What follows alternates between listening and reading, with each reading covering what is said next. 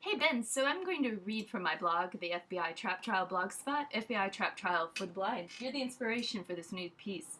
For Tiresias. Now clearly the blind were leading the blind. Now in 1998, Bill Caesar got me a job as an assistant to a blind woman, Estelle Condra, the heroic actress and teacher and writer, who was using technologies to keep her work pace in high motion. Text-to-speech. Sometimes I helped her with her manuscripts, other times I did silly things like pick up lobster bisque in Hillsborough Village. All in all, I was tremendously moved by her adherence to her own dignity, integrity, moved. So now a funny thing happened to me this year. I fell in love with a blind boy, Benjamen Pickering, also a Portland police brutality victim. Well, one must understand that blindness in one eye is not just 50% blindness, but more like 70% blindness with loss of depth perception and spatial limitations. Not to mention the crushing effects of traumatic brain injury. And that's before the skull crushers of the Portland police came along to bash Blindy. So never would I expect to be looking the Portland police ineptitude in the face again. The horror story of a car fire accident victim being engulfed in flames and then tasered by police, a story which I read on Portland Indie Media in 2005 or 2006, sent me running again from Alphabet Town. Now truly, what is fascinating about the lowbrow, lowball ineptitude of the FBI is that now they can in some ways race the Portland police to the bottom. So while Portland police will beat Blind Boy, scrubbing his blind eye across the ground as they smash his head beset by grievous traumatic brain injury and subsequent coma and blindness and a host of maladies, well, it is rather fanciful and grotesquely tragic to imagine an FBI trap trial for the blind.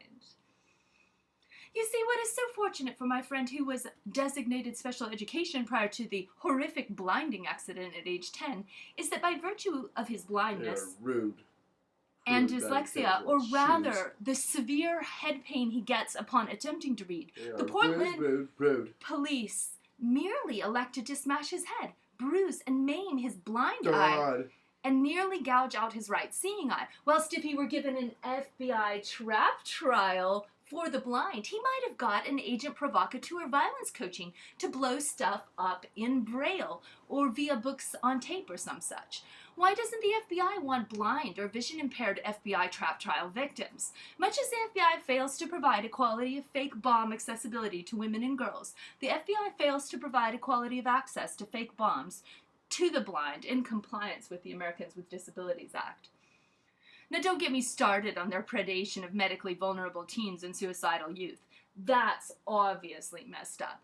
So if the FBI is going to pre-select for suicidal thoughts, drug addiction, social isolation, past history of psychosis, etc., to launch an FBI fake bomb trap trial extravaganza, they might as well start putting it in Braille of accessible formats for vision impaired and other special needs. There's an app for that.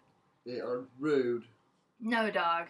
Sorry. So when the Portland police are taking pot shots at the blind, beating them in nondescript trailer park tavern locations near the Nude Girls establishment on Sandy 8800 block, I just wonder why the Joint Terrorism Task Force doesn't get involved with the Portland police barbarians and start giving them a how to build a fake bomb in Braille books for total counterterrorism, effectiveness, predation on the medically vulnerable, so the public can know how big and manly the FBI is on any given day, to not just sit around smashing the cracked skulls of blind kids, but actually turn a blind kid and turn him into a pimped out FBI fake bomb show superstar, like any or all of their fake bomb extravaganza, making lots of dough up at DC's famous senior center called Senate Intelligence Committee.